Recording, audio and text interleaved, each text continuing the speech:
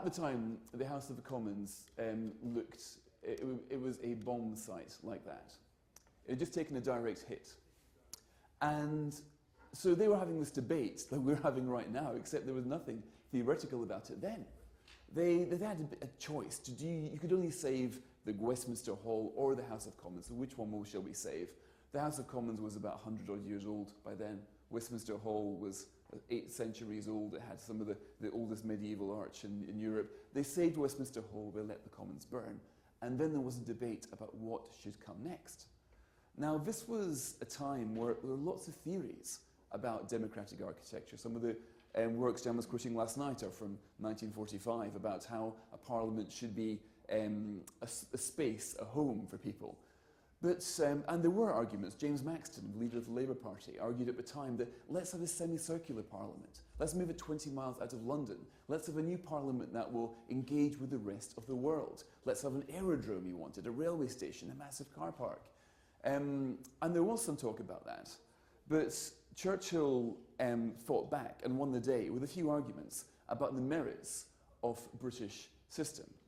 The British system, let's go back to this, our House of Commons, is you know, in medieval origin. It defies all kind of logic, but it had its attributes. You've got the government and the opposition there on 2 opposing benches. This encourages the group system and the creation of internal coalitions. It also means that there is a great intimacy and an urgency. People see Parliament and Westminster as being the former of something else that Jan mentioned yesterday, of national drama, which happens quite a lot too. And it was this kind of drama, this intimacy, the way that it's nobody's safe space. I've sat up in the reporters' gallery there and been amazed at how nobody's got their own desk to bang, nobody's got their own seat. If you're an important politician, you want to sit down, they have this tactic where they go to this full bench and they point to their bottom at this non-existent space and begin their descent. And normally, by the time they hit the leather, a space magically appears. But and Nicholas Soames does that, by the way. You should see the space that goes down when he tries that manoeuvre. But this is part of why the Commons has got its kind of urgency. There's no point speaking to an open chamber. And it gives all sorts of appeals. And also Churchill said that if you have a semicircular thing, this encourages, the semicircle is designed to create consensus. Now, there only are about 5 different types of it. Look, these are the opposing benches. In the world, there's about a dozen, a bit more than that. Most of them are countries that Britain used to run. So you've got Zimbabwe, not a great advert for democracy there at the end. But suffice to say, ours is quirky. People who think about this carefully tend not to go for oppositional benches. Jan last night spoke about Russia and how the Russia system is like a classroom, how it copies the old Duma. You can see that everybody facing the teacher. Now, countries that are not particularly democratic tend to have this kind of format. You don't really want debate. You want a leader at the top to tell everybody pretty much what is going on.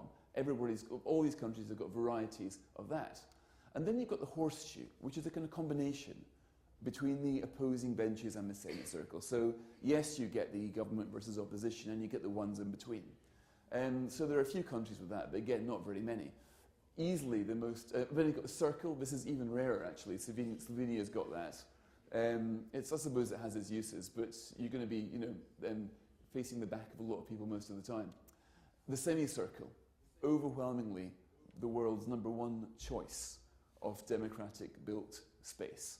It's neoclassical, if you want to call it that. Everybody's got eye contact with each other. It's supposed to try to help people achieve consensus. That's the theory about it anyway. And this is, as Churchill said, it appeals to political theorists, because political theorists like the idea of consensus. But on a practical basis, Churchill raised 2 points against it. One, he was saying that a consensus of the political class is a very dangerous thing if that consensus is at odds with significant chunk of public opinion. Because when that happens, you create a vacancy for populism. The other point he made was that this was 1943, they were speaking. There's an awful lot of Europe's parliaments were that shape, and they did not really do a very good job beating off populism in the preceding decade or so. So he decided that they all voted for opposing benches. And this creates the kind of conditions which we've got today.